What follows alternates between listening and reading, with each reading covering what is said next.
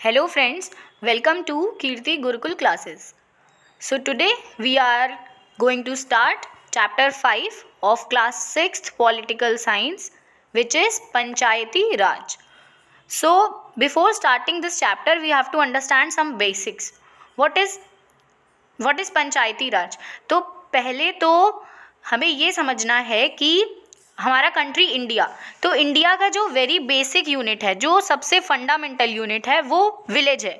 Society का जैसे fundamental unit हम लोग फैमिली बोलते हैं, वैसे ही अगर इंडिया की बात करें तो इंडिया का बेसिक यूनिट है विलेज. विलेज से क्या लेना देना है? विलेज से ये है कि इतने सारे विलेजेस हैं इंडिया में, तो उसको गवर्न करने के लिए एक लोकल गवर्नमेंट चाहिए, तो वही लोकल गवर्नमेंट को हम लोग पंचायती राज बोलते हैं, और ये सारे पंचायती राज इंस्टीट्यूशंस होते हैं. ठीक है, तो मूविंग ऑन, अब पढ़ते हैं कि पहले पैराग्राफ में क्या है. तो वैसे हम लोगों को पता ही है कि एनसीईआरटी की क्लास 6 की जो भी बुक है, या बहुत सारी बुक्स हैं ना, सारी एनसीईआरटीज़ में क्या होता है, स्टोरीज़ बहुत होती हैं. तो पहले स्टोरी पढ़ते हैं, बिकॉज उससे क्या होगा, हमारा एक कॉन्सेप्ट डेवलप हो जाएगा. स्टार्ट करते हैं.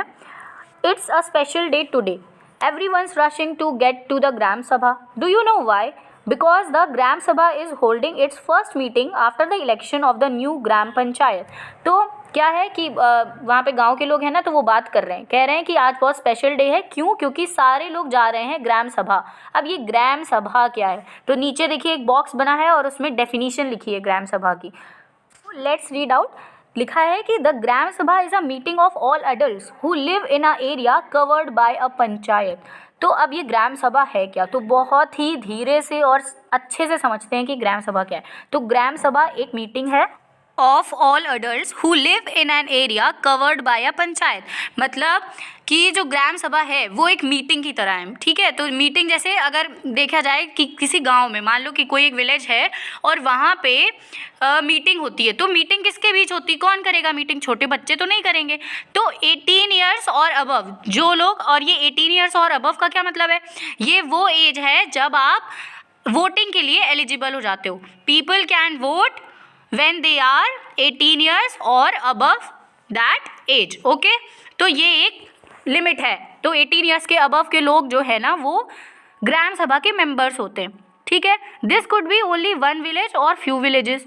इन some states as an example above a village meeting is held for each village. Anyone who is 18 years old और more who has the right to vote is a member of the gram sabha. तो देखो यहाँ पे सीधा सीधा लिखा हुआ है कि जो लोग 18 साल के ऊपर होते हैं वो ग्राम सभा के मेंबर्स होते हैं. ठीक है, तो ये सब डिसाइड करते हैं. ये लोग होते कौन है, ये लोग देखते हैं कि हाँ हमारे गांव में ये कमी है, ये चीज़ होनी चाहिए. तो एक ये बेसिक लोअर यूनिट है ऑफ पंचायती राज इंस्टीट्यूशंस. तो ये लोअर यूनिट है.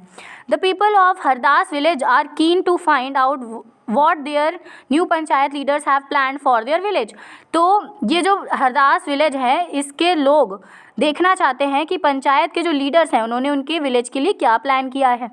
तो ग्राम सभा, the gram sabha meeting begins with the panchayat president who is called sarpanch and the members of the panchayat, the panch, presenting a plan or repairing the road that connects the village to the main highway.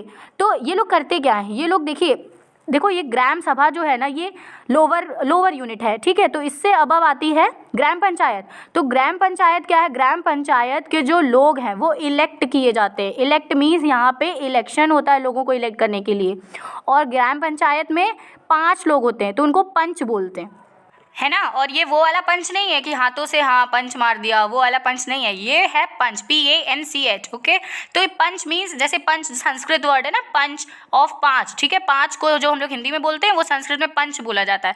That is the word from for 5 people. ठीक है, 5 people. Okay, तो ये वो वाला पंच नहीं है, ध्यान से.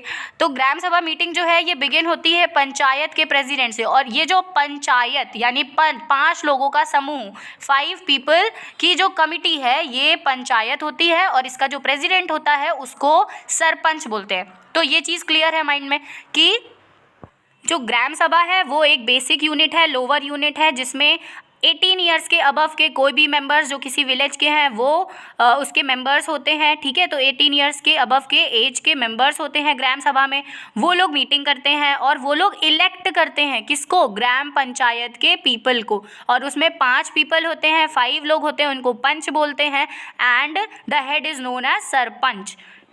तो अब ये लोग मीटिंग किस चीज़ की करते हैं, तो देखिए अगर पूरा एक इंडिया है तो इंडिया इतना डाइवर्स कंट्री है, इतने सारे स्टेट्स हैं, 28 स्टेट्स हैं, इतनी डाइवर्सिटी है, इतने सारे विलेजेस हैं, तो हर एक विलेज को रन करने के लिए, गवर्न करने के लिए एक पर्टिकुलर यूनिट होनी चाहिए। यही यूनिट तो हम लोग पढ़ रहे हैं, पंचायती राज इंस्टीट्यूशंस। और ये जो यूनिट है ये डिसाइड करेगी कि हमारे विलेज में क्या कमी है, यहाँ पे कौन सी रोड बननी चाहिए, कहाँ जानी चाहिए, पानी आ रहा है या नहीं आ रहा है। तो ये सारी बेसिक जो फैसिलिटीज़ होती है ना, ये सारी डिसाइड करते हैं ये लोग कि हमारे गांव तक पहुंची है या नहीं। और ये देखो, ये जो पंचायती राज यानी जो ये पंचायत है ना, ये डायरेक्टली गवर्नमेंट से जुड़ी हुई होती है। तो ये गवर्नमेंट तक रिपोर्ट जाती है कि हाँ ये जो विलेज है यहाँ पे ये फैसिलिटीज़ पहुँच चुकी हैं। और ये काम किसका है, ये ड्यूटी किसकी है, ये पंचायत की ड्यूटी है। ओके, तो ये सारी चीज़ों की लिस्ट भी बनती है, ये हम लोग आगे पढ़ने वाले हैं।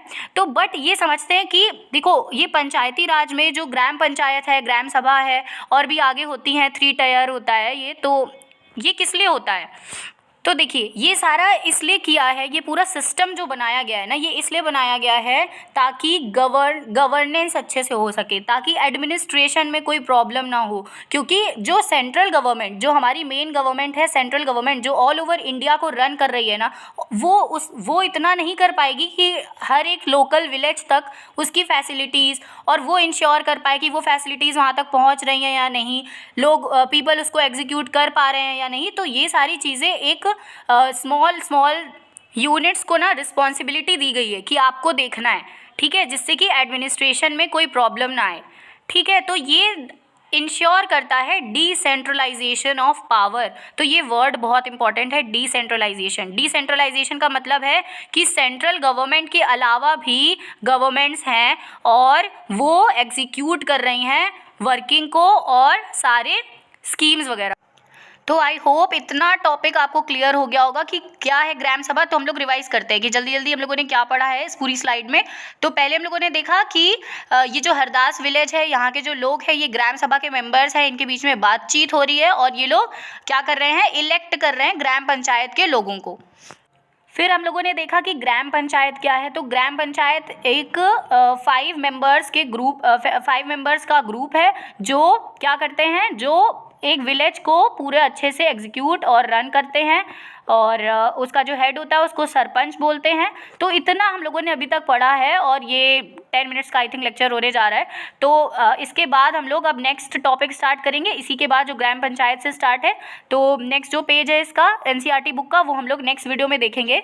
सो stay tuned and please watch the earlier videos also, you will find them really helpful and बहुत बेसिक्स है।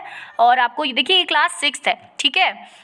तो कुछ ऐसे वर्ड्स हैं ना जो आप लोग पहले ही पढ़ चुके हो 2nd, 3rd, 4th, 5th में। तो ये जो 6th क्लास है ना, इसमें आपको थोड़ा सा देखिए, अब इसके बाद हायर लेवल NCERTs आएंगी तो उसमें बहुत बेसिक्स होगा, बेसिक्स का इन्वॉल्वमेंट होगा, और उसमें ऐसे वर्ड्स होंगे ना जो आपको समझ ही नहीं आएंगे। तो वो आपका जो पिछला है ना, वो सबको आपको लेके चलना पड़ेगा। और क्लास 6 की NCERT है तो हम लोग इसके आगे तो ज़्यादा नहीं हायर पढ़ सकते हैं। तो अभी हम लोग क्योंकि स्टिक रहेंगे चैप्टर पे और चैप्टर के टॉपिक्स पे, और उसमें क्या है बस उतना ही, ठीक है, क्योंकि उतना काफ़ी है अभी के लिए। आगे हम लोग नेक्स्ट हायर लेवल की NCERTs पढ़ेंगे, तो उन वीडियोज़ में आप देख सकते हो जो हम लोग लाने वाले हैं।